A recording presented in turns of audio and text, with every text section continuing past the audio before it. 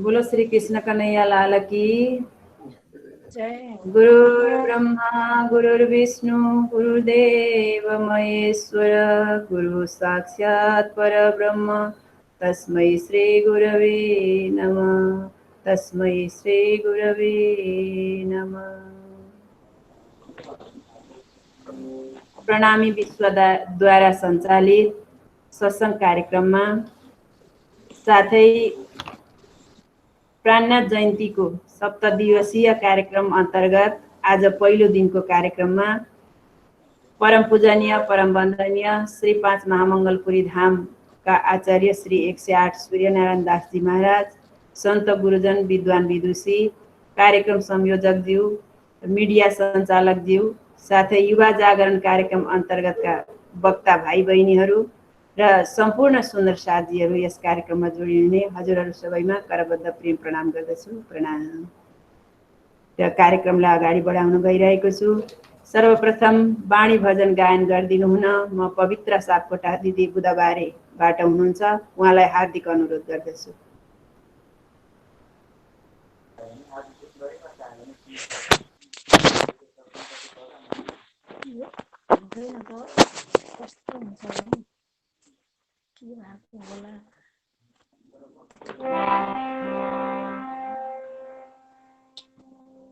Mobile ठुलो आएन के गर्ने, कता हो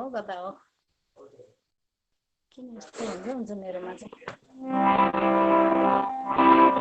बोले श्री प्राणनाथ प्यारे की सतगुरु महाराज की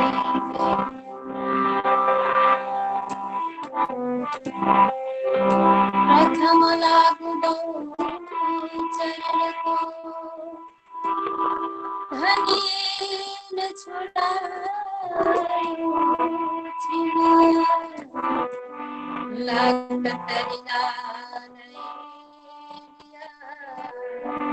मेरे जीवन के यही जीवन, मेरे छाती दिल की कोमल तीन नरम कदम इतही से जब बिछाई जुदी करो जुदी करो बोले श्री प्राणनाथ प्यारे की जय, सतगुरु महाराज की जय। आउनुहोस्, मेरो वाणी ठुलो छ। कीर्तन अन्तर्गत ऐसा खेल देखाइया मांग लिया है।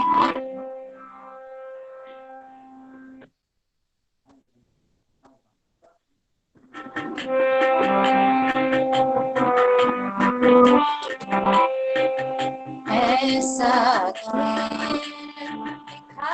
दिखाया मांग लिया है हम,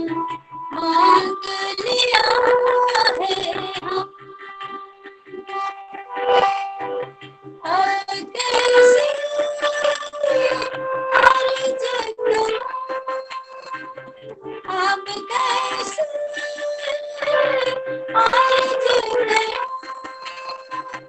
कहोगे मांगा तुम, कहोगे मांगा तुम, ऐसा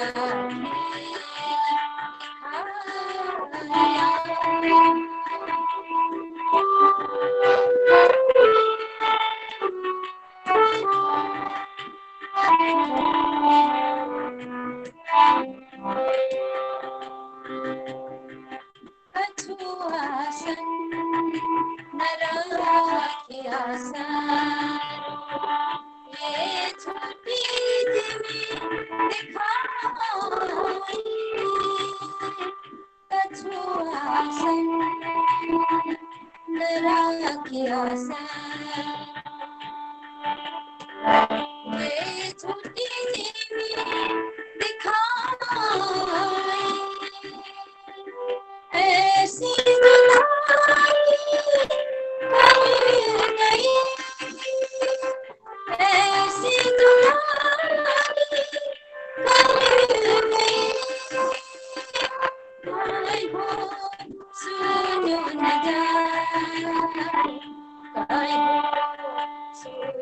बजाए, ऐसा खेल दिखाया।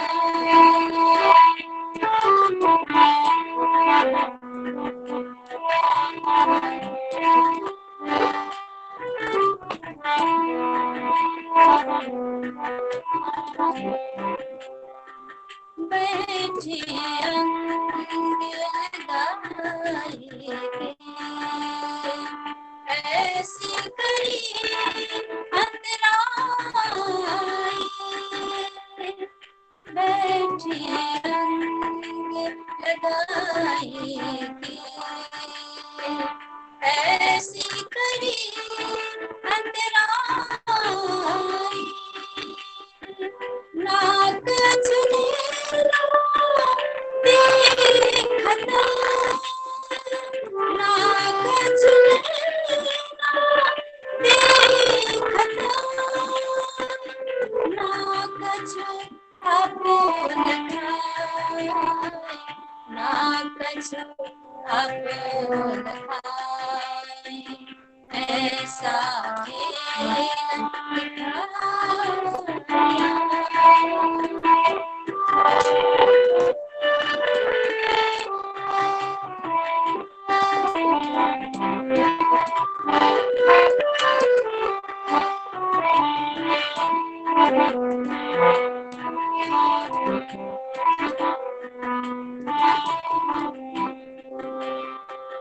बैठी अंग लगाई के, ऐसी नहीं उलटाई, बैठी अंग लगाई के,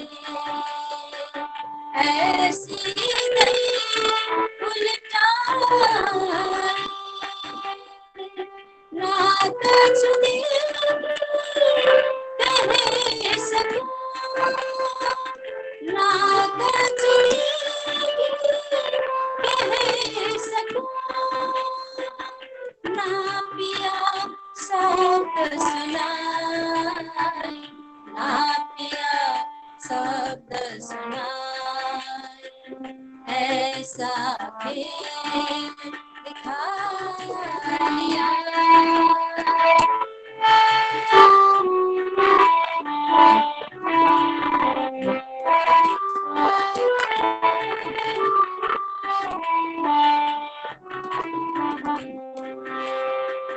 महामत कहे मैं सब अवसर गई भूल, महामत कहे मैं शर्मिंदे सब अवसर गई भूल, ऐसी जुदाई मिली, ऐसी जुदाई मिली, क्यों कहूँ करूँ सनकुल, क्यों कहूँ करूँ सनकुल, ऐसा खेल दिखाया। मांग लिया है अब कैसे अर्ज करूं, अब कैसे अर्ज करूं, कहोगे माँ क्या तुम, कहोगे माँ क्या तुम, ऐसा खेल दिखाया, ऐसा खेल दिखाया, ऐसा खेल दिखाया।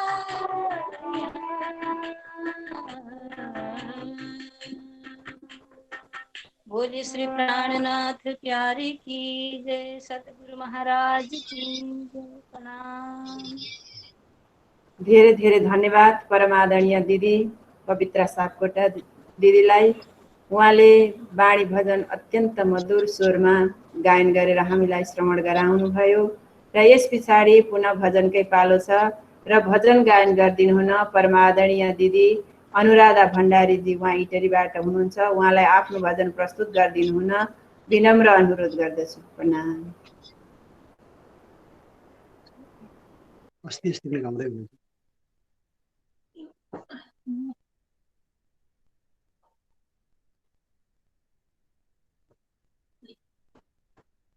दिदी हजुरको आवाज आएको छैन। अनुराधा दिदी हजुरको आवाज आएको छैन।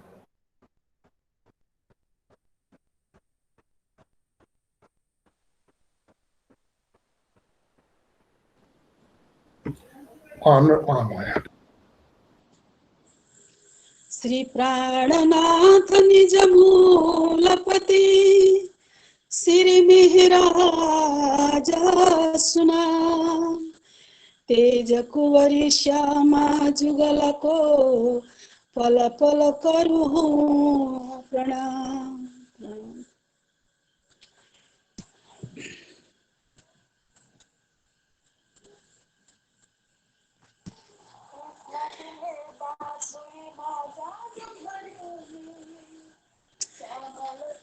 कृष्ण तिमीले बाँसुरीमा जादु भर्यौ नि श्यामल त्यो तिम्रो रूपले मनै हार्यो नि राधे श्याम तिमीले गर्नु गर्यौ नि राधे श्याम तिमीले गर्नु गर्यौ नि बाँसुरीमा जादु भर्यौ नि बाँसुरीमा जादु भर्यौ नि कृष्ण तिमीले बाँसुरीमा जादु भर्यौ नि श्यामल त्यो तिम्रो रूपले मनै हार्यौ नि राधे श्याम तिमीले गर्नु गर्यौ नि राधे श्याम तिमीले गर्नु गर्यौ नि बाँसुरीमा जादु भर्यौ नि बाँसुरीमा जादु भर्यौ नि।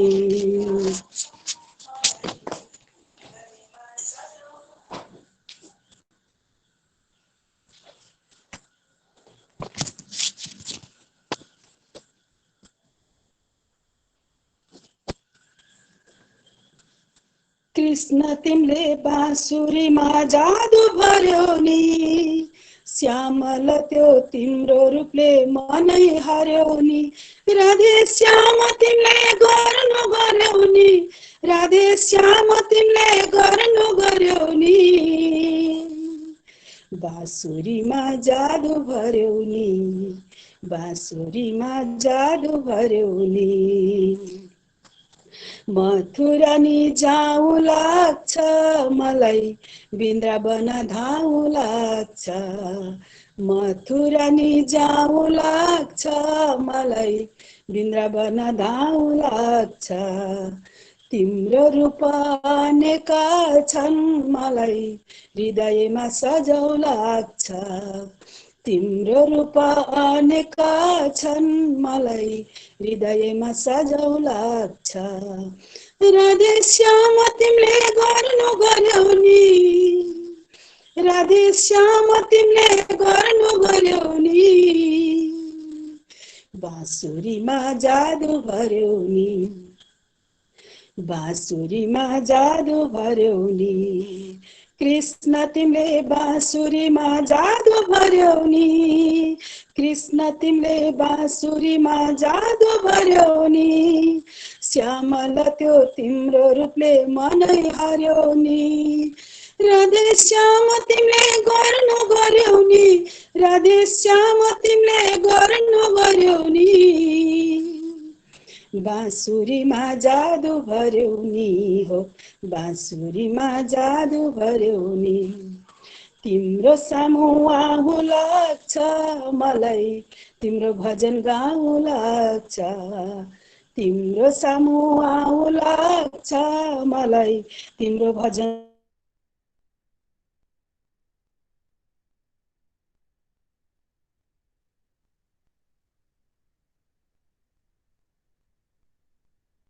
गली गलीमा मलाई राधे श्याम गाउँ लाग्छ। राधे श्याम तिमीले गर्नु गर्यौ नि, राधे श्याम तिमीले गर्नु गर्यौ नि, बाँसुरीमा जादु भर्यौ नि, हो बाँसुरीमा जादु भर्यौ नि, कृष्ण तिमीले बाँसुरीमा जादु भर्यौ नि, श्यामल त्यो तिम्रो रूपले मनै हर्यो नि, कृष्ण तिमीले बाँसुरीमा जादु भर्यौ नि, श्यामल त्यो तिम्रो रूपले मनै हर्यो नि, राधे श्याम तिमीले गर्नु गर्यौ नि, राधे श्याम तिमीले गर्नु गर्यौ नि, बाँसुरीमा जादु भर्यौ नि, बाँसुरीमा जादु भर्यौ नि, बाँसुरीमा जादु भर्यौ नि, बाँसुरीमा जादु भर्यौ नि। सच्चिदानन्द गुरुदेव की जय। प्रणाम। धेरै धेरै धन्यवाद परमादरणीय दिदी अनुराधा भण्डारीजी। उहाँले अत्यन्त सुमधुर भजन प्रस्तुत गर्नुभयो। कृष्ण तिम्रे बाँसुरीमा जादु भर्यौ नि, जादुद्वारा नै हामी सबैलाई मोहित बनाउनु भएको छ श्री कृष्णले वंशीले। र यस्तो सुमधुर भजन गाउनुभयो, दिदीलाई धेरै धेरै धन्यवाद। र अब अगाडिको हाम्रो कार्यक्रम छ युवा जागरण अभियान अन्तर्गतको वक्तित्व। र आजको पहिलो वक्ता हुनुहुन्छ बहिनी शिखा भट्टराई ललितपुरबाट। उहाँ सीए अध्ययनरत हुनुहुन्छ र बहिनी शिखा भट्टराईलाई आफ्नो वक्तित्व अगाडि राखिदिनु हुन विनम्र अनुरोध गर्दछु। प्रणाम।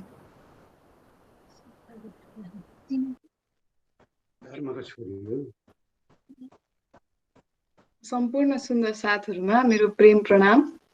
मेरो नाम शिखा र मेरो घर ललितपुर। आज यो गुगल मिट मार्फत यहाँहरु सबैसँग जोडिन पाउँदा मलाई एकदमै निकै खुसी लागेको छ र यो जुन कार्यक्रम सञ्चालन गरिदिनु भएको छ एउटा युवा जागरण कार्यक्रम भनेर, यसको लागि पनि म चाहिँ धन्यवाद भन्न चाहन्छु। किनकि अब पहिला यस्तोमा खासै पार्टिसिपेट गर्न पाइएको थिएन हैन, त्यसको लागि धन्यवाद। र मलाई चाहिँ यो यहाँ बोल्नको लागि हौसला दिनु भएकोमा चाहिँ म लीला बडालाई पनि एकदमै धेरै धन्यवाद दिन चाहन्छु। अब आज चाहिँ म त्यति धेरै ठुलो धर्मको विषयमा ठुल्ठुलो कुरा चाहिँ म गर्न सक्दिनँ पनि, म जान्दिनँ पनि हैन। त्यसको लागि हामीसँग महाराजीहरू हुनुहुन्छ, माताजीहरू हुनुहुन्छ, त्यो विषयमा उहाँहरूले कुरा गर्नुहुन्छ। आज चाहिँ म हाम्रो धर्मको सिद्धान्त र अहिलेको समयमा कतिको सान्दर्भिक छ त भन्ने खालको त्यो विषयमा चाहिँ म कुरा गर्न चाहन्छु। र महामती प्राणनाथजीको सिद्धान्त र हाम्रो धर्मको सिद्धान्तलाई चाहिँ आज म प्रस्तुत गर्न चाहन्छु। जसरी हामी सबैलाई थाहा छ, महामती श्री प्राणनाथजी चाहिँ एक सामाजिक अभियन्ता हुनुहुन्थ्यो हैन। उहाँले चाहिँ एउटा समावेशी समाजको निर्माण गर्नको लागि एकदमै महत्त्वपूर्ण कदमहरू चाल्नु भएको थियो। उहाँले सामाजिक वर्ण व्यवस्थामा विश्वास गर्नु भएन र यो चाहिँ सबै मानिसहरू हामी आफैले सृजना गरेको विभेद हो भन्ने मान्यता थियो उहाँको हैन। जात एक खसम की और न कोई जात, एक खसम एक दुनिया और उड़ गई दूजी बात। सनन्द ग्रन्थमा कति राम्ररी कति मजाले यो कुरा लेखिएको छ हैन। सबै जात धर्म लिङ्ग वर्ण सबै एउटै हो भन्ने हाम्रो मान्यता छ।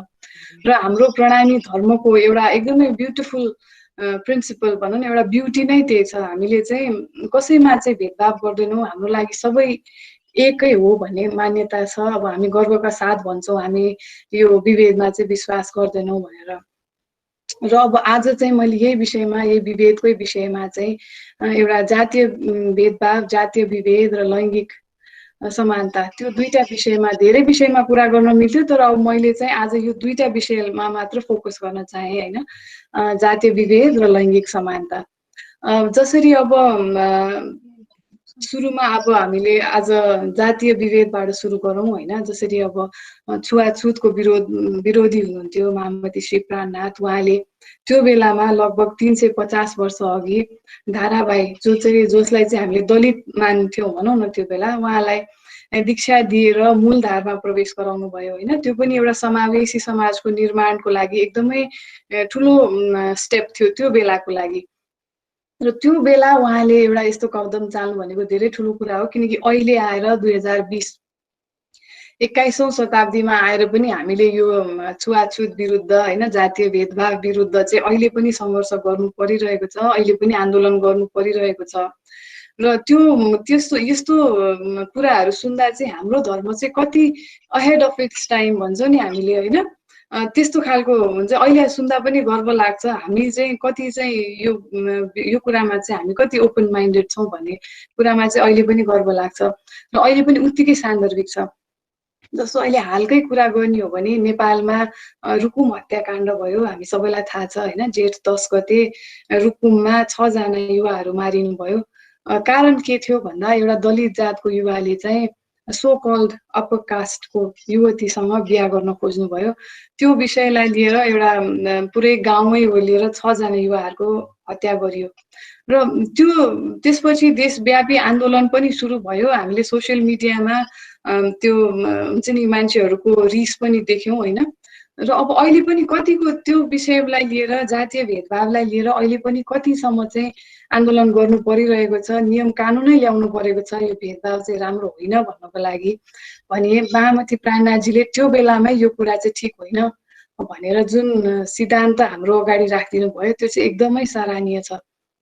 र जसरी यो जातीय भेदभाव चाहिँ कस्तो भन्छौँ भने हाम्रो दिमागमा अब हाम्रो समाजमा यो चाहिँ प्रायः जसो साउथ एसियामा हुन्छ यो जातीय भेदभाव होइन। नेपाल, इन्डिया यो साउथ एसियन बेल्टमा मात्र हो यो जातीय भेदभाव हुने चाहिँ।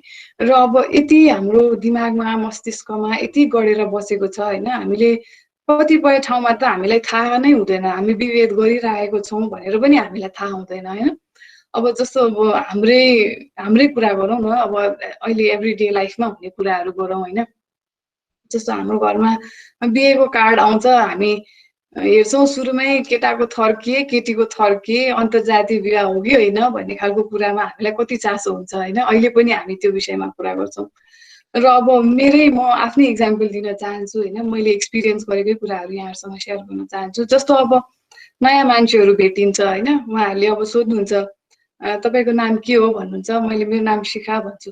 अनि नेक्स्ट प्रश्न चाहिँ जहिले पनि शिखा के भन्ने हुन्छ कि मेरो थरमा चाहिँ सबैलाई इन्ट्रेस्ट हुन्छ, मेरो भनौँ सबैको जसको पनि थरमा इन्ट्रेस्ट हुन्छ।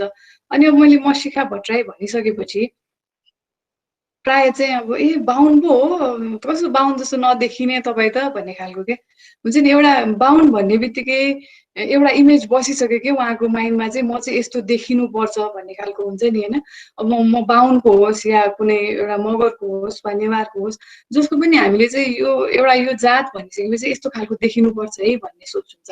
अब मेरो केसमा पनि अब उहाँहरूलाई लाग्न सक्छ अब चाहिँ ठुल्ठुलो आँखा हुनुपर्ने, अलिक चुचो नाक हुनुपर्ने, वा अब के थाहा अलि लोभी पनि हुनुपर्ने हो कि होइन बाहुन भएर, अब त्यस्तो लागे पनि हुनसक्छ। सो त्यो विभेद चाहिँ त्यहीँबाट सुरु हुन्छ क्या।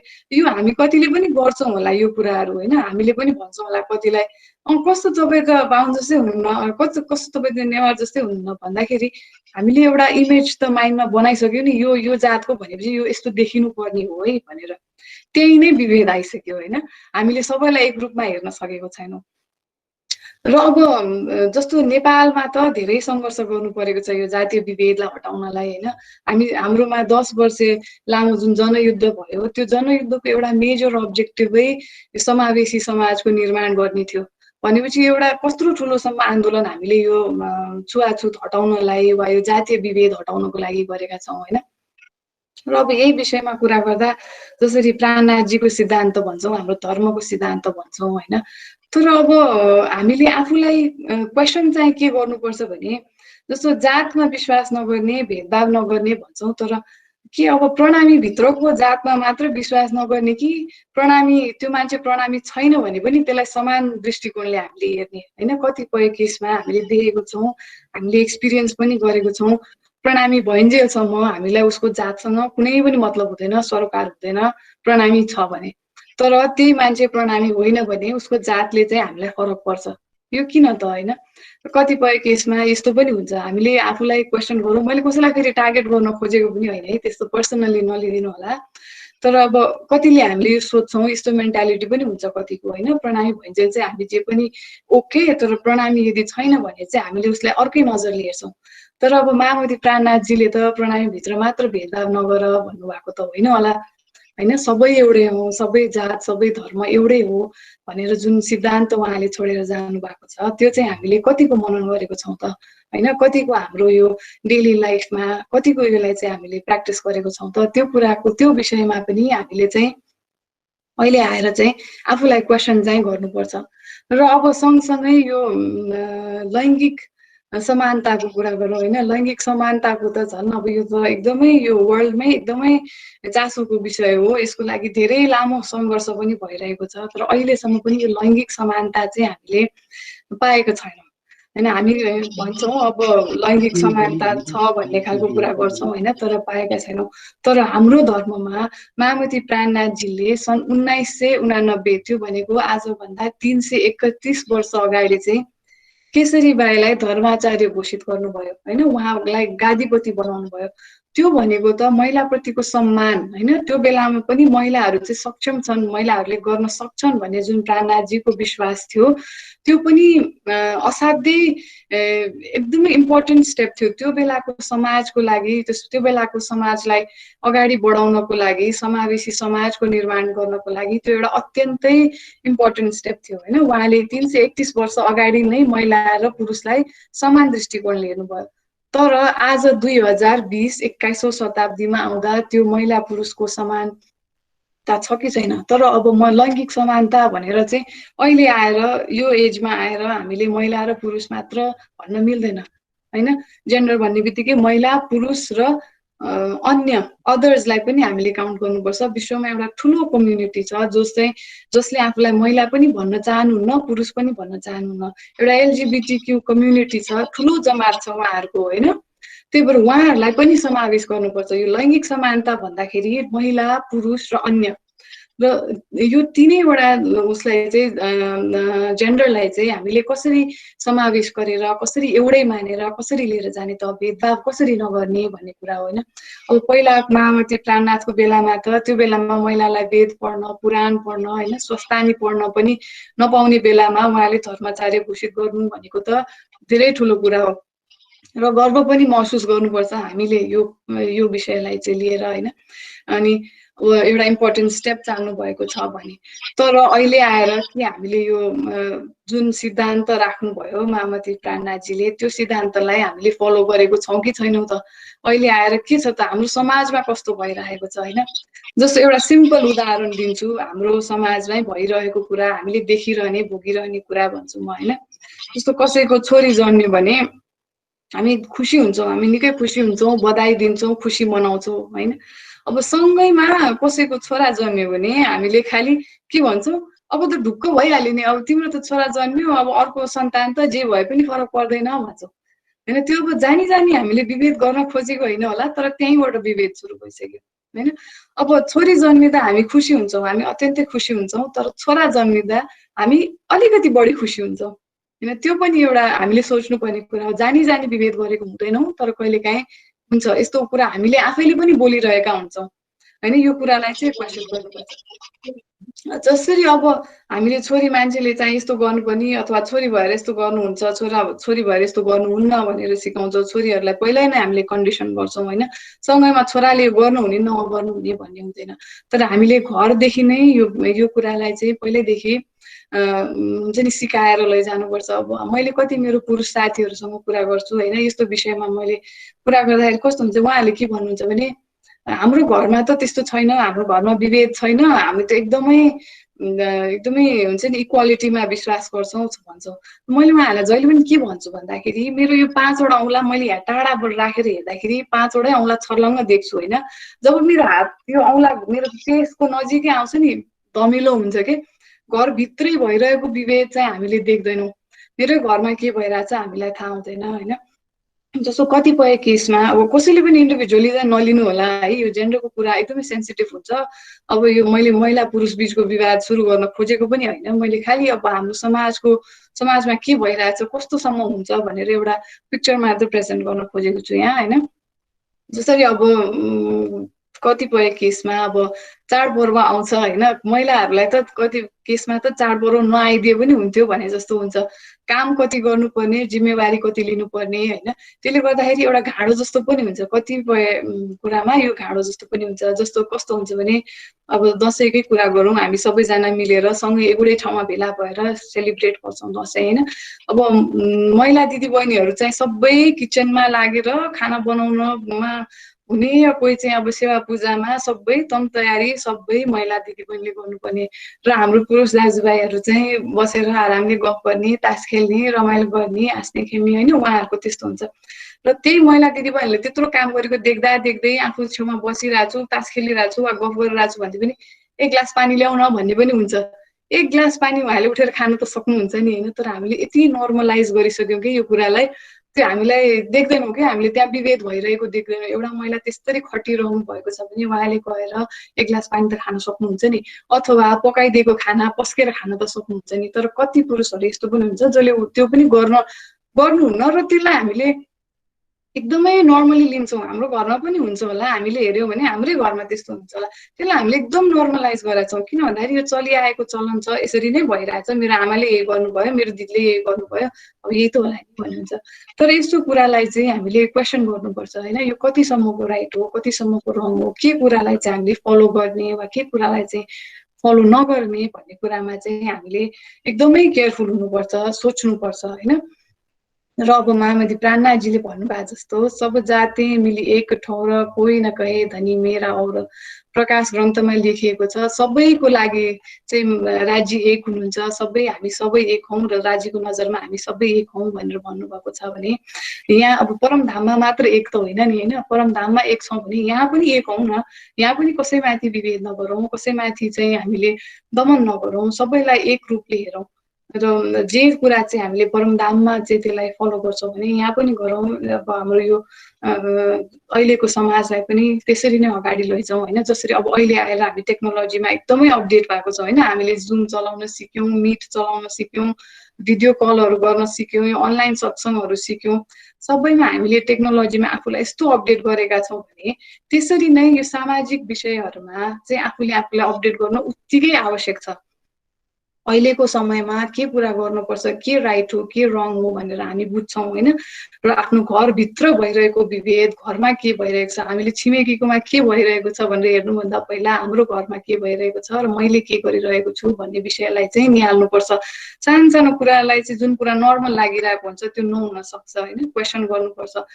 त्यही भएर म चाहिँ त्यही रिक्वेस्ट गर्छु। अब म चाहिँ अब इट्स नेभर टु लेट भन्छ नि, हामीले कति अब अहिले आएर रियलाइज गरेका छौँ भने अहिलेबाट सुरु गरौँ, चेन्ज ल्याउन कहिले पनि लेट हुँदैन होइन।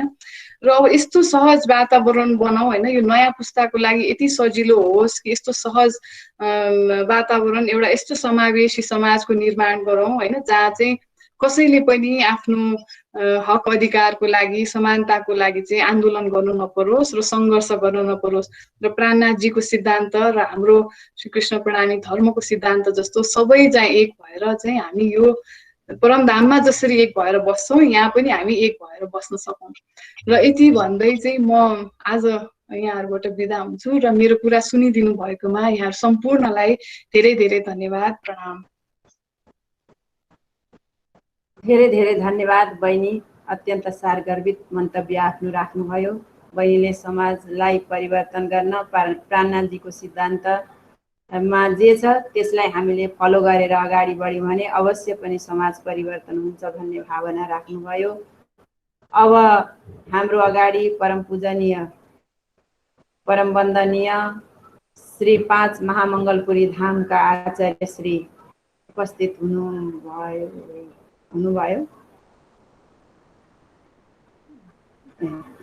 परम पूजनीय परम वन्दनीय श्री 5 महामङ्गलपुरी धामका आचार्य श्री 108 सूर्यनारायण दासजी महाराजजी उपस्थित भइसक्नु भएको छ। पूज्य महाराजजीलाई यस कार्यक्रममा हार्दिक स्वागत गर्दै आज परम पूज्य महाराजजीलाई तारतम वाणी अन्तर्गतको बेहद्द वाणीको प्रवचन अगाडि राखिदिनु हुन विनम्र प्रणाम गर्दछु। प्रणाम।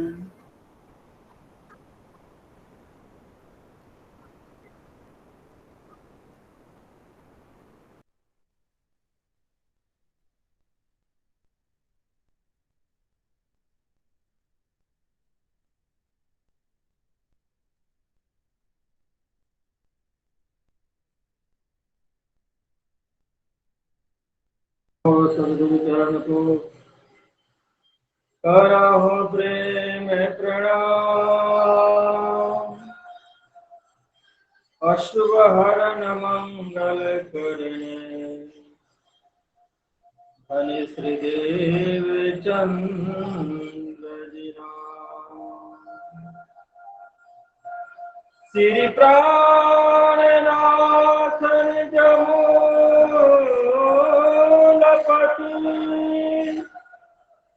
श्री विराज सुनाम।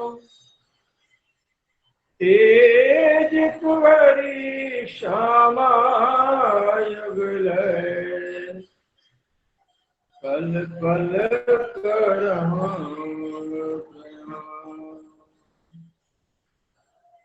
पल पल करहु प्रणाम।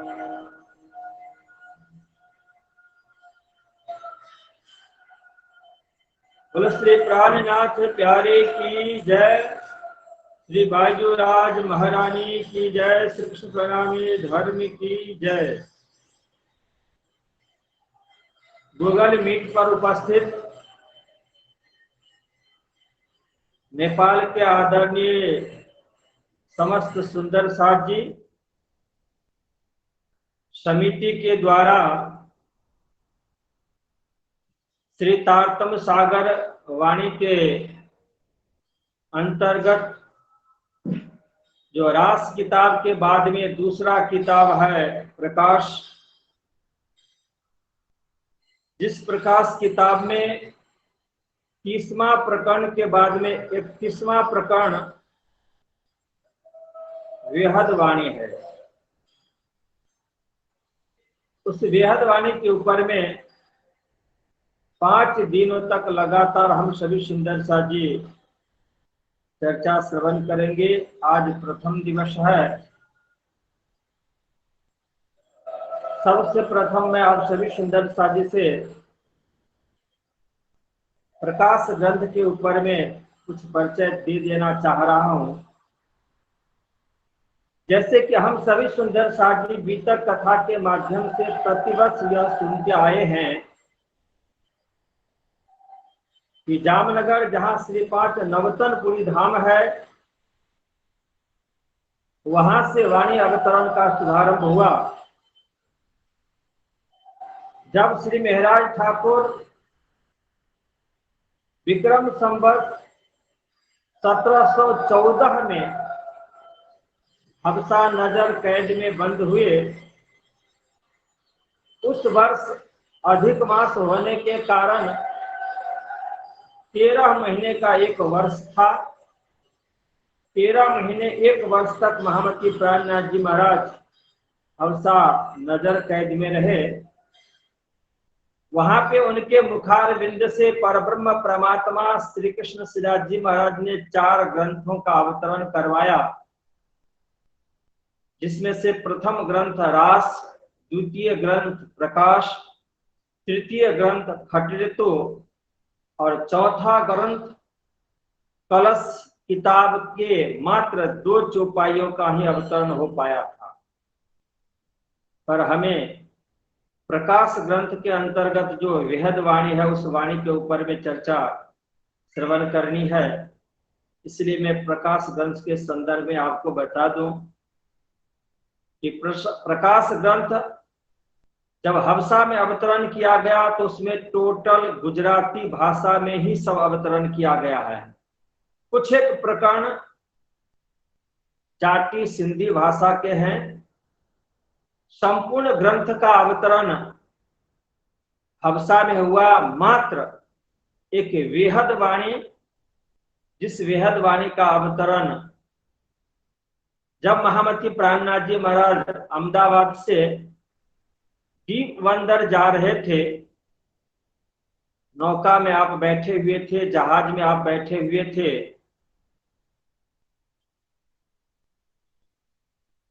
उस समय इस वेहद वाणी, जिसके अंतर्गत लगभग 143 चौपाइयां है, 143 चौपाइयों का अवतरण दीप बंदर जाते समय नौ में अवतरण माना गया है। और इसी प्रकाश ग्रंथ का अनुवाद के रूप में अवतरण जब महामती प्राणनाथ जी महाराज दिल्ली से अनूप शहर गए तो वहां प्रकाश हिंदुस्तानी ग्रंथ का अवतरण हुआ। उसमें भी लगभग प्रकरण दोनों में 37 ही हैं, चौपाइयों में सिर्फ अंतर है। गुजराती में 1062 चौपाइयां है तो हिंदुस्तानी में 1185 चौपाइयां है, पर प्रकरण दोनों में 37 ही है। पर 31वां प्रकरण वेहदवाणी, इस वेहदवाणी के संदर्भ में हम सभी सुंदर साजी को आज चर्चा श्रवण करनी है। गुजराती में जब वेहदवाणी का अवतरण हुआ तो महामती प्राणनाथ जी ने कहा कि बेहदी साथ तमे सामरो बोली बेहदवाणी, मोटा मोटेरा थई गया कोने नौ जानी, अनेक उपाय कीधा घणे केमे न कलाणी, कोने न ओलखाणी ए निध बुद्धि बिना कोने न जानी। ये गुजराती में है। इसका भाव है कि जब बेहद वाणी का अवतरण हुआ तो उससे पूर्व में महामती प्राणनाथ जी ने बेहद का परिचय भी दिया है। और ऐसे हम सभी सुंदर साथ जी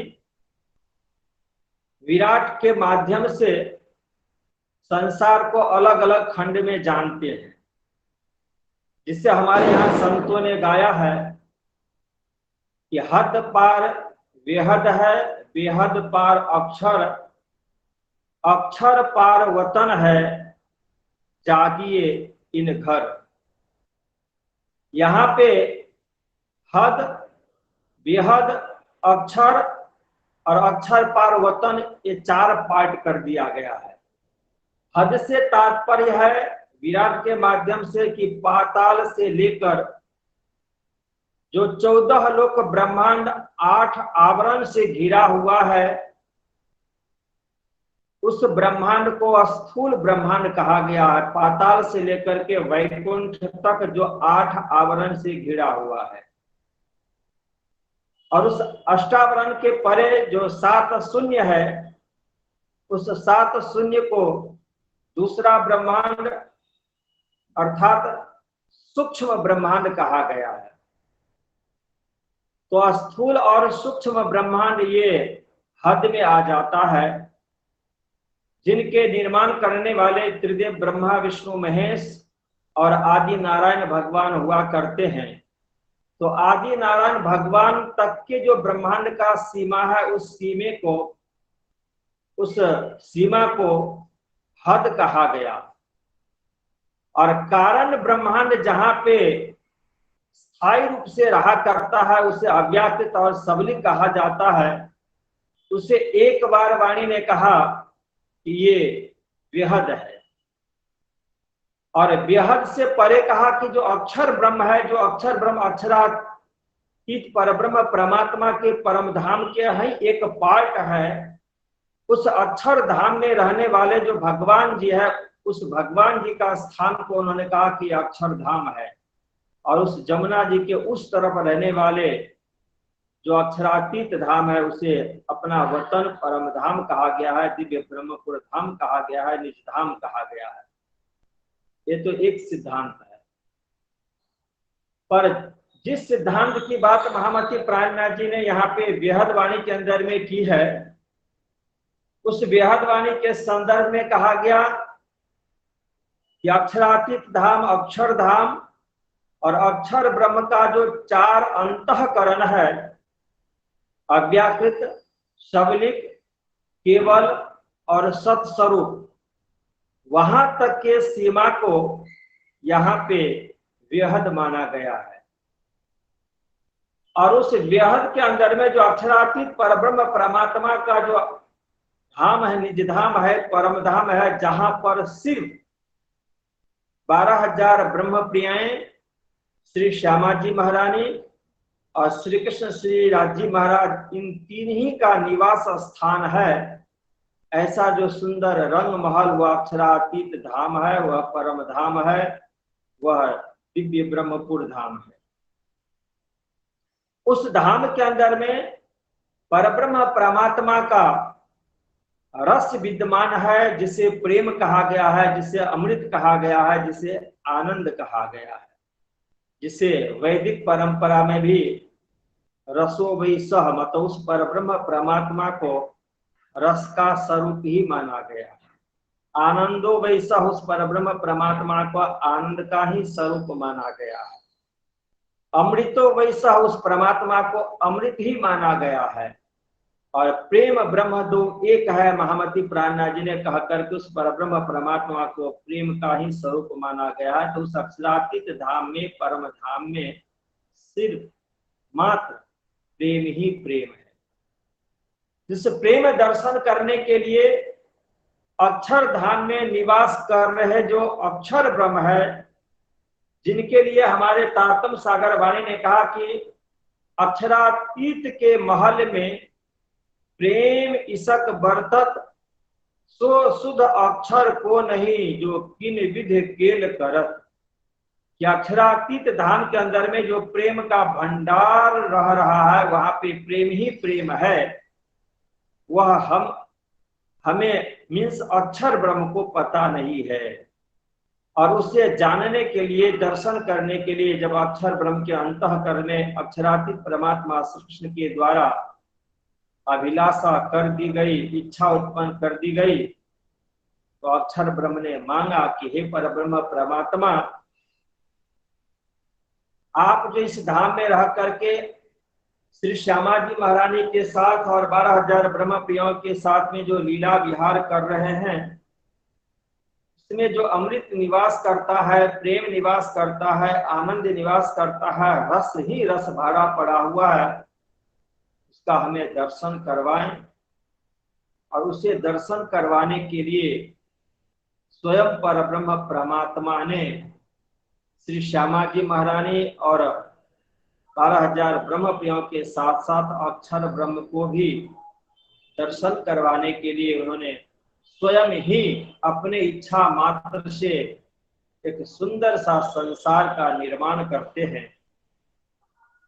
और उस संसार को मोह सागर कहा जाता है। उस मोह सागर को महामती लालदास जी ने कहा कि धर्म शास्त्र ने और वाणी ने उसे 3 भाग में बांट दिया।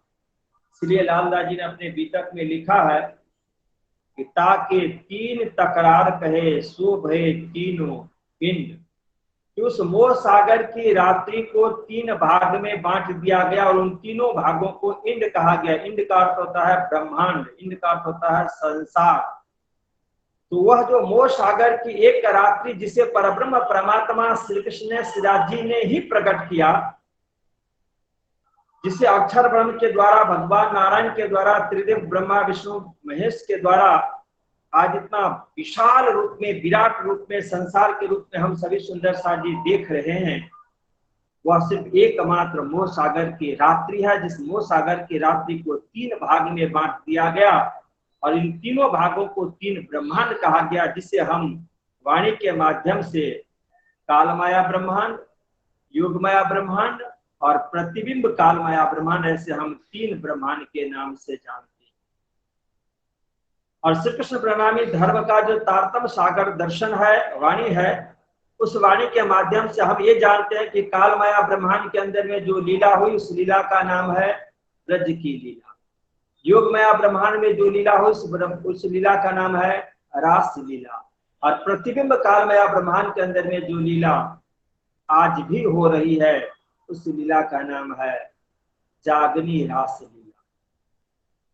तो सुंदर साथ जी, यह जो बेहद वाणी, और स्वाभाविक है कि बेहद वाणी का अवतरण उसी क्षण होना चाहिए, उसी अवस्था में होनी चाहिए, उसी समय में होनी चाहिए जिस क्षण में, जिस अवस्था में और सागर से हम पार होते हो, नदी से हम पार होते हो, जल से हम पार होते हो।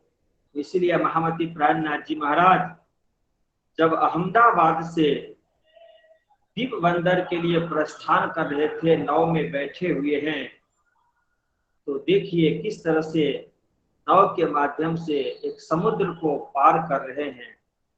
नदी को पार करे, पानी से आप पार होते जा रहे हैं, पर सहारा लिया है आपने नाव का।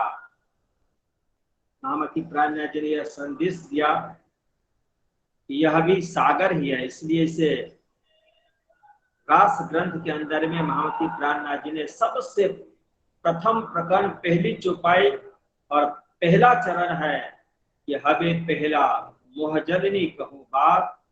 तो इस संसार को भी सागर कहा गया, पर सागर का नाम दिया मोह का सागर। इस सागर के अंदर में मोह रूपी पदार्थ है जो परमात्मा से प्रकट हुआ है। और पानी से तो यदि हम तैर करके पार भी हो सकते हैं, पर इस मोह रूपी सागर से, जिस सागर के अंदर में मोह रूपी पदार्थ है, उससे पार होना मुश्किल ही नहीं बल्कि महा मुश्किल का काम है। और ऐसे सागर, वो सागर से पार होने के लिए हमें नौका भी चाहिए और हमें उस नौका को खींचने वाले तारनहार नाविक भी चाहिए। इसीलिए इस भव सागर से पार उतरने के लिए महामती प्राणनाथ जी महाराज और सद्गुरु धन श्री देव चंद जी महाराज दुनिया के अंदर में निष्कलंक बुद्धावतार होकर के आए, जो हमारे सद्गुरु हैं, जो हमारे इस नाव को खींचनहार हैं, इस नाव को खींच करके पार उतारने वाले हैं। और नाव इस भव सागर के अंदर में यह तारतम सागर ग्रंथ दिया है। तारतम सागर ग्रंथ की एक एक किताबें, एक एक प्रकरण और एक एक चौपाई, और एक एक चौपाई नहीं बल्कि एक एक उन चौपाइयों का एक एक शब्द भी नाव का रूप बन जाता है, जहाज का रूप बन जाता है। और यदि हमने किसी ग्रंथ का आश्रय ले लिया, किसी प्रकरण का आश्रय ले लिया, किसी भी चौपाई का आश्रय ले लिया, या नहीं तो तारतम सागर ग्रंथ के अंदर में वर्णित जितने भी 18,758 चौपाई, उन चौपाइयों में से यदि किसी एक अंग का, शब्द का भी हमने सहारा ले लिया, तब भी वह शब्द इतना सक्षम है, इतना सक्षम है, इस मोह रूपी सागर से पार उतार करके महामती प्राणनाथ जी और सद्गुरु धन श्री देव चंद जी महाराज इसके केवट बने हुए हैं, नाविक बने हुए हैं, सद्गुरु बने हुए हैं, स्वयं परमात्मा बन करके, निष्कलंक बुद्धावतार बन करके संपूर्ण विश्व ब्रह्मांड को उद्धार करने के लिए आए हैं, कल्याण करने के लिए आए, भाव सागर से पार उतारने के लिए आए हैं। उस शब्दों को सहारा लेकर के इनके माध्यम से सभी सुंदर साजी भाव सागर से पार उतर करके और बेहद की जो भूमिका परम धाम है, बेहद की भूमिका जो दिव्य धाम है, बेहद की भूमिका जो वह एकमात्र रंग महल है, जहाँ पे हम सबों का परात्म है, वहां पर हम पहुंच जाते हैं। वहां पे पहुंचाने के लिए ही महामती प्राणनाथ जी ने इस बेहद वाणी को हवसा में नहीं प्रकटन करके, बल्कि दीप बंदर की यात्रा में इस 143 चौपाइयों का जो बेहद वाणी है, इस बेहद वाणी को प्रकटन किया है। बेहद वाणी सुंदर साथ जी, आप ये जानते हैं कि वाणी मतलब 18,000 चौपाइयों का शब्दों का संकलन है। पर आपको एक बात याद रख लेनी होगी कि जहां पे हम परम धाम की बात करते हैं, अक्षरातीत धाम की बात करते हैं, निज धाम की बात करते हैं, रंग महल की बात करते हैं, जहां पे प्रेम का भंडार ही भंडार है, वहां पे हकीकत में यह जो 18,758 वाणी, जिस वाणी को हम शब्द के रूप में दर्शन कर रहे हैं, यह शब्द के रूप में उस अक्षरातीत धाम, निज धाम, परम धाम के अंदर में, रंग महल के अंदर में यह वाणी शब्द के रूप में नहीं। इसीलिए हिंदी में कुछ चौपाई आप पहले सुन लीजिए कि बेहद के साथी सुनो बेहद बोली बेहद वाणी, बड़े बड़े रे हो गए पर काहू न जानी। कि बेहद के साथी सुनो बोली बेहद वाणी, जिनको सुनाया जा रहा है उनको भी कहा कि आप साथी हैं, सुंदर साथ हैं।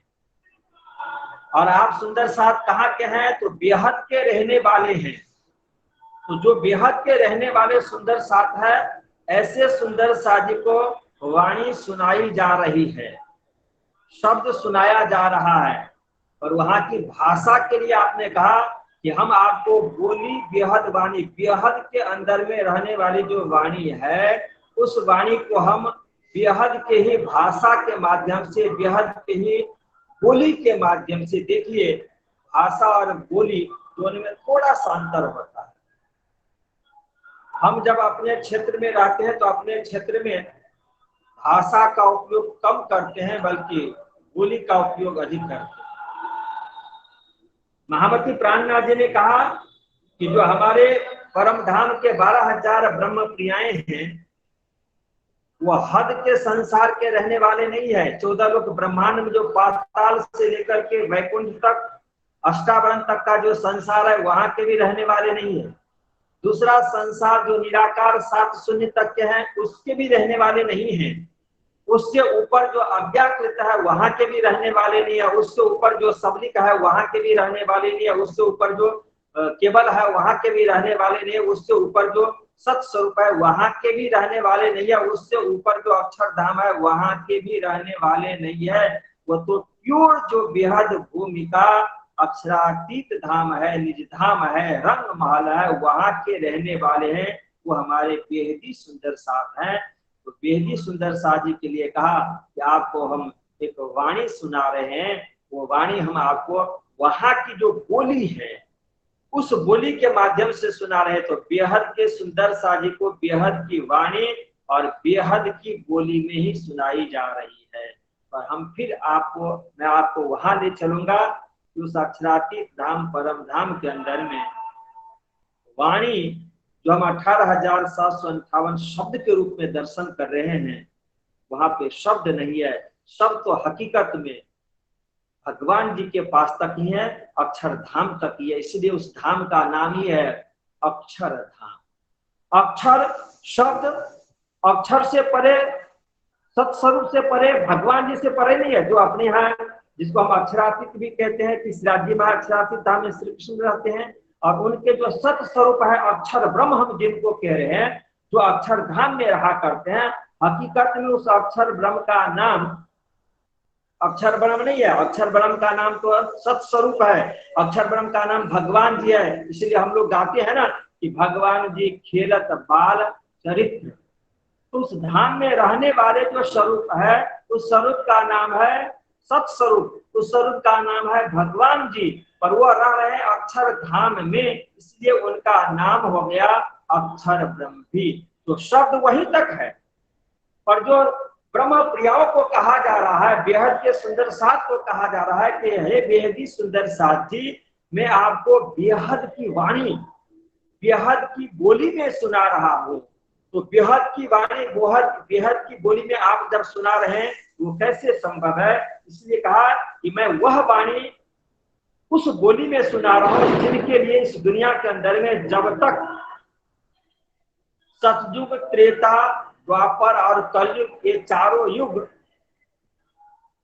27 बार व्यतीत हो गया, और 28वें बार जब सतयुग चला गया, 28वें बार जब त्रेता युग चला गया, और 28वां जब द्वापर आया, उस 28वें द्वापर के अंदर में बेहद के सुंदर साथ आते हैं। बेहद के सुंदर साथ के साथ में उनकी आह्लादनी शक्ति श्री श्यामा जी, श्री राधिका महारानी आती हैं।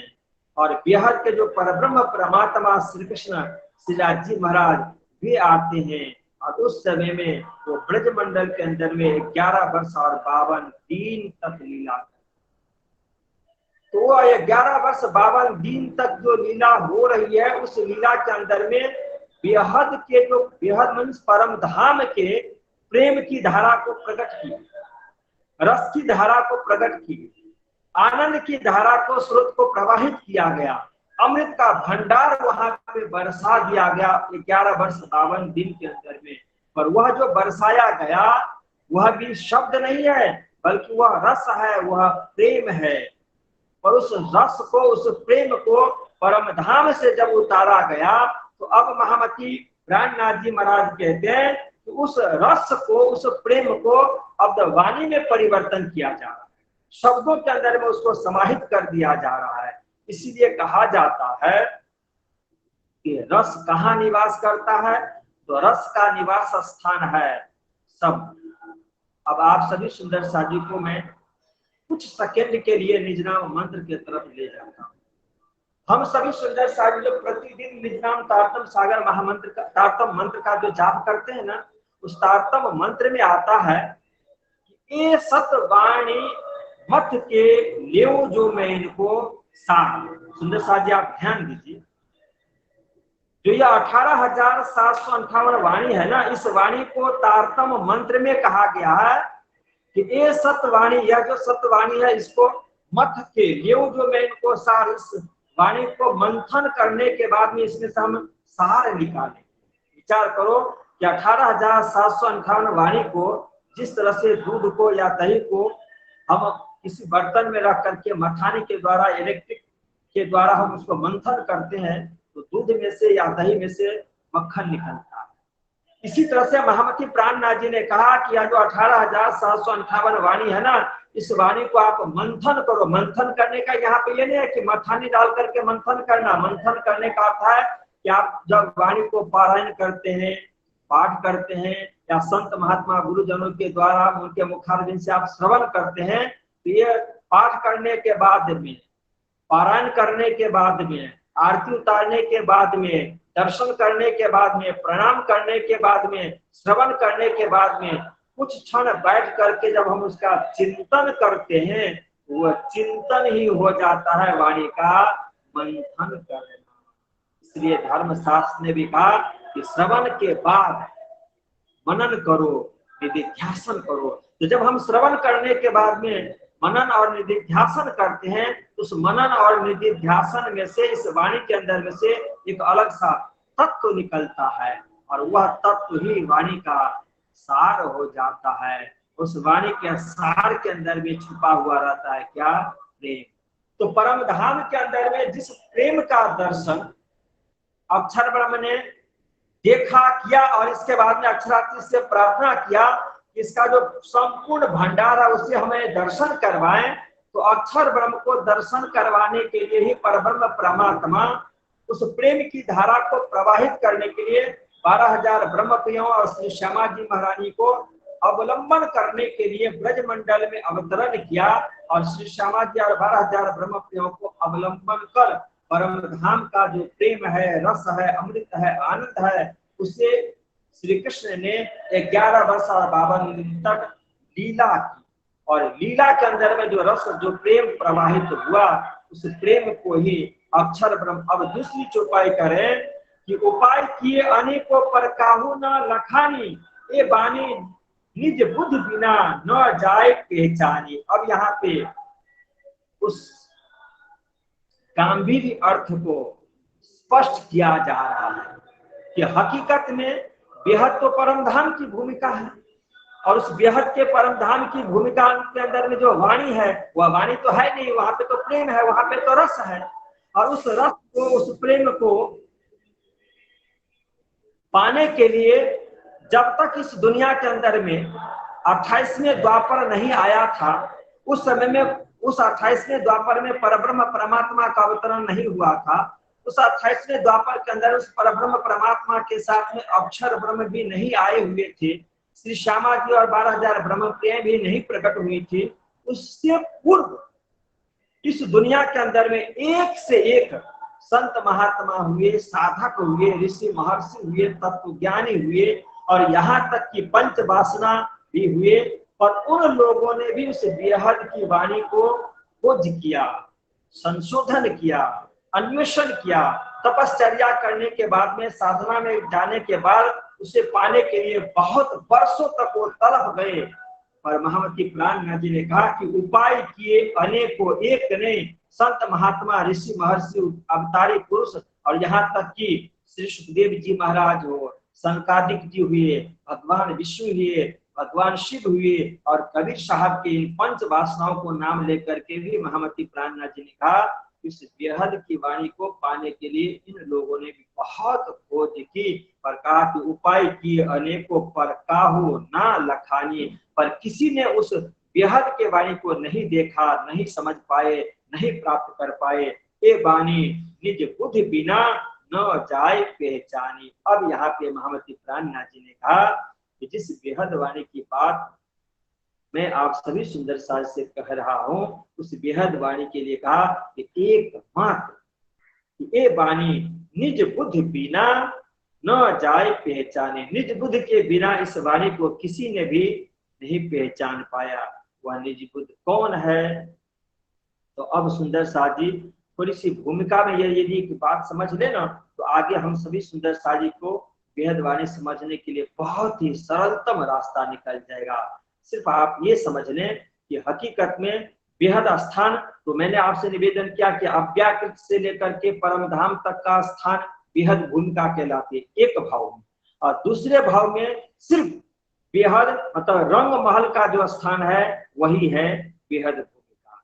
यहाँ पे जब अभी बात हो रही है तो जो परम धाम रंग महल है, अक्षरातीत धाम है, वहां के लिए ही कहा कि यह बेहद भूमिका है। और उस बेहद भूमिका में बेहद की वाणी छुपी हुई है, और उस बेहद वाणी को सुंदर साथ के लिए, बेहदी सुंदर साथ के लिए कहा महामती प्राणनाथ जी ने कि आपको मैं बेहद की वाणी को बेहद की बोली में समझाऊंगा। और इस दुनिया में वह बेहद की वाणी को लाया कौन? तो कहते हैं उसको देखा कौन, पहचाना कौन? तो उनके लिए महामती प्राणनाथ जी ने कहा कि ये वाणी निज बुद्धि बिना, निज बुद्ध जैसे बुद्ध का अलग अलग अर्थ है। सपने के अंदर में जैसे स्थूल और सूक्ष्म जगत के अंदर में जितने भी प्राणी है, उन हर प्राणी के अंदर में जो बुद्धि है, उस बुद्धि को महामती प्राणनाथ जी ने तारतम सागर ग्रंथ में कहा कि आदि नारायण भगवान से लेकर के पाताल तक के साम्राज्य में जितने भी प्राणी है, उनके पास में जो बुद्धि है, उस बुद्धि को महामती प्राणनाथ जी ने तारतम सागर ग्रंथ में कहा कि वह स्वप्ने की बुद्धि है, यह एक प्रकार की बुद्धि है। अब दूसरे प्रकार की बुद्धि के लिए महामती प्राणनाथ जी ने कहा कि अक्षर धाम में निवास कर रहे जो अक्षर ब्रह्म है, भगवान जी हैं, उनके पास में जो बुद्धि है, उनकी बुद्धि का नाम है निज बुद्धि। इसलिए अपने वाणी में बहुत सारी चौपाइयां ऐसी है जिन चौपाइयों के माध्यम से भाव स्पष्ट होता है कि जहां भी निज बुद्धि की बात आती है वहां पे ये भाव लिया जाता है कि अक्षर ब्रह्म की बुद्धि वह निज बुद्धि है। अक्षर ब्रह्म की निज बुद्धि के लिए कहा गया कि ये वाणी निज बुद्धि बिना न जाए पहचाने। बेहद की वाणी को, अक्षर ब्रह्म की जो निज बुद्धि है, उसके सिवाय कोई भी उस बेहद की वाणी को पहचान सकती नहीं है। सिर्फ अक्षर ब्रह्म की बुद्धि ही बेहद की वाणी को पहचान सकती है। तो देखिए परम धाम के अंदर में जो लीला हुई ना, उस लीला को अक्षर ब्रह्म को पता नहीं है। इच्छा हुई तो उनकी इच्छा को पूरा करने के लिए सिराज जी महाराज ने अपनी श्री श्यामा जी महारानी को 12,000 ब्रह्म प्रियों को ले आए अवलंबन बना करके, और फिर अक्षर ब्रह्म को उन्होंने अपने हृदय में बैठा लिया कि अक्षर ब्रह्म आप आ जाइए, आपकी जो इच्छा है वो इच्छा भी पूरी हो जाएगी। और अक्षर ब्रह्म को भी अपने अक्षरातीत श्री कृष्ण ने अपने हृदय में बैठा करके ब्रज मंडल में 11 वर्ष 52 दिन तक लीला की, और उस लीला को अक्षर ब्रह्म ने दर्शन किया। वह लीला क्या है, वह प्रेम क्या है, वह रस क्या है, वह आनंद क्या है, वह अमृत क्या है, परम धाम का है, रस है, प्रेम है। और उससे अक्षर ब्रह्म ने 11 वर्ष 52 दिन तक दर्शन। फिर इसके बाद में उस अक्षर ब्रह्म को अक्षरातीत परमात्मा योगमया ब्रह्मांड में लगे, जहां पे अनंत समय तक रास लीला की गई। और उस रास लीला के अंदर में भी अक्षरातीत श्री कृष्ण ने अक्षर ब्रह्म को अपने हृदय में बैठा करके और उस रास का अनंत भंडार, प्रेम का भंडार का दर्शन करवाया। और इसके बाद में जब सदगुरु धनुष देवी चंद जी महाराज और महामती प्राणनाथ जी महाराज का अवतरण जब होता है, इस तीसरे ब्रह्मांड के अंदर में चौथे, पांचवें, छठवें दिन के अंदर में, तो सदगुरु धनुष देवी चंद जी महाराज के अंतःकरण में और महामती प्राणनाथ जी महाराज के अंतःकरण में अक्षर ब्रह्म की उस निज बुद्धि को बैठा दिया। इसीलिए अपने यहाँ वाणी ने कहा कि ये जो सो नूर स्वरूप आवे नित्य, सो नूर स्वरूप आवे नित्य, नूर तजल्ला के दीदार। कि सो नूर स्वरूप तो अक्षर धाम में रहने वाले जो अक्षर ब्रह्म है उनको नूर का स्वरूप कहा गया है, उनको सत का स्वरूप कहा गया है। तो वो अक्षर ब्रह्म मतलब नूर का स्वरूप, सो नूर स्वरूप आवे नित्य, नित्य प्रतिदिन जाते कहा नूर तजल्ला के दीदार मतलब अक्षरातीत धाम में चांदनी चौक में जाकर के अक्षरातीत परब्रह्म परमात्मा श्री कृष्ण श्रीराज जी महाराज को दर्शन करने के लिए प्रतिदिन अक्षर ब्रह्म जाया करते हैं। उनके लिए क्या कहा महामती प्रार्थना जी ने कि सो नूर स्वरूप आवे नित्य नूर तजल्ला के दीदार आस पुराई इनकी, इनकी मीन्स उस अक्षर ब्रह्म की इच्छा पूरी की। किसने? अक्षरातीत ने। कैसे? तो कहा मेरे ऐसे इन आकार सदगुरु धर्मदेव चंद जी और महामती प्राणनाथ जी महा का जो पंच भौतिक शरीर मिला है इस जागने ब्रह्मांड में, इस तीसरे ब्रह्मांड में, चौथे, पांचवें, छठवें दिन के लीला के अंदर में, तो ऐसे सदगुरु धर्मदेव चंद जी और महामती प्राणनाथ जी महा के स्वरूप के अंदर में अक्षर ब्रह्म को बैठा दिया गया। इसलिए हम लोग क्या कहते हैं कि सदगुरु श्री देवचंद जी महाराज और महामती प्राणनाथ जी महाराज के अंदर में कितनी शक्तियां हैं? तो हम लोग कहते हैं 5 शक्तियां हैं। कौन कौन? श्रीराज जी महाराज का जोश, श्रीराज जी महाराज का हुकुम, श्री श्यामा जी महारानी, तारतम और अक्षर ब्रह्म की बुद्धि, ये 5 शक्ति है। इन 5 शक्तियों को समीकरण का नाम महामती हो जाता है। ये 5 शक्तियां सदगुरु धन श्री देवचंद जी महाराज में भी है और ये 5 शक्तियां महामती प्राणनाथ जी महाराज के अंदर भी है। तो इसीलिए वह चौपाई सार्थक होती है। वह चौपाई अक्षर ब्रह्म के लिए कहा गया कि सो नूर स्वरूप आवे नित्य नूर तजल्ला के दीदार आस पुराई इनकी। अक्षर ब्रह्म की क्या इच्छा थी कि अक्षरातीत के महल में प्रेम ईशक बरतत सो शुद्ध अक्षर को नहीं जो किन विधि केल करत, वह जो इच्छा उनकी थी वह इच्छा उन्होंने ब्रज में और रास में तो दर्शन किया। अब उनकी संपूर्ण इच्छाएं पूरी हो जाएगी। कब? कि जब जागनी ब्रह्मांड में ब्रज की लीला का प्रेम, रास लीला का प्रेम और परम धाम का प्रेम, प्रेम कहो कि अमृत कहो कि रस कहो कि आनंद कहो, सब एक ही स्वरूप है। उससे क्या किया? तो अक्षर ब्रह्म के बुद्धि ने एक दिन त्रिलोक में होती बुद्ध सुपन्न सो बुद्ध जी बुद्ध जागृत ले प्रगति पूरी नौतन। इसलिए आपने अभी श्रवण किया था ना कि सबसे प्रथम वाणी अवतरण का शुभारंभ होता है कहाँ? जामनगर की धरती नौतनपुरी धाम से। हबसा में जब महामती प्राणनाथ जी महाराज गए और अवतरण करने वाले कौन है? तो अवतरण करने वाले सदगुरु श्री देवचंद जी महामती प्राणनाथ जी के अंदर में जो सब अक्षर ब्रह्म की निज बुद्धि है, अक्षर ब्रह्म की निज बुद्धि ने, जिस बुद्धि ने अक्षरातीत का प्रेम रास में भी दर्शन किया, ब्रज में भी दर्शन किया, परम धाम में जो इच्छा थी वह इच्छा जो आपने दर्शन करके किया था, उसी ब्रज रास की लीला को और परम धाम की लीला को अक्षर ब्रह्म यहाँ पे शब्दों के अंदर में जब समाहित कर लेते हैं तो वह प्रेम ही बेहद का शब्द बन जाता है, बेहद की वाणी बन जाती है। और उस बेहद की वाणी को 18,758 जो शब्द चौपाइयां हैं, उन चौपाइयों के अंदर में उस प्रेम को, उस अमृत को, उस रस को, उस आनंद को शब्दों के अंदर में अक्षर ब्रह्म की बुद्धि ने समाहित कर दिया है, उसे बंद कर दिया गया है। इसलिए तारतम मंत्र में हमें आदेश दिया गया कि ये सतवाणी मत के देव जो में को सार, इस वाणी को पारायण के पाठ के माध्यम से श्रवण करके हम मंथन करें तो इसमें से सार निकलेगा। तो वाणी को मंथन करने से सार निकलता है, सार निकलती है लीला, और लीला में से निकलती है रस की धारा, प्रेम की धारा, आनंद की धारा, अमृत की धारा, उससे हमारी होती है तृप्ति। इसलिए महामती प्राणनाथ जी ने मंत्र में कहा ये सतवाणी मत के ले जो मैं इनको सार, ये वाणी को मंथन करोगे उसमें से सार लीला प्रकट होगी। और इन सार में कई सत सुख, उस लीला में सार क्या है? वह सत सुख का सार भरा पड़ा हुआ है, वह प्रेम। इसीलिए वह प्रेम बंद हो गया है लीला में, लीला सुन गई है शब्द के अंदर में।